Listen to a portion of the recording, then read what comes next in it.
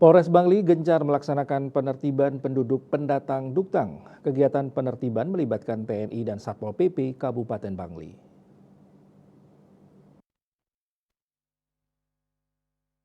Petugas gabungan menyasar penduduk pendatang di lingkungan Banjar Blumbang, Kelurahan Kawan, dan lingkungan Kelurahan Bebalang. Petugas menemukan 4 penduduk pendatang yang belum melaporkan diri.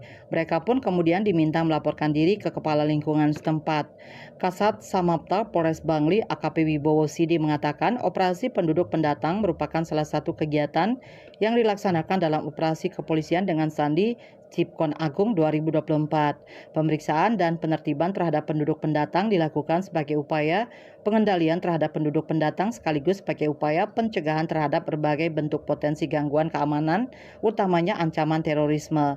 Sementara itu, Kapolres Bangli AKBP Idewo Agung Roy Marantika mengatakan, dalam kegiatan operasi Cipkon Agung 2024, Polres Bangli juga gencar melakukan penertiban dan penegakan hukum terhadap peredaran miras serta meningkatkan kegiatan-kegiatan kepolisian lainnya yang bersifat preemptif maupun preventif.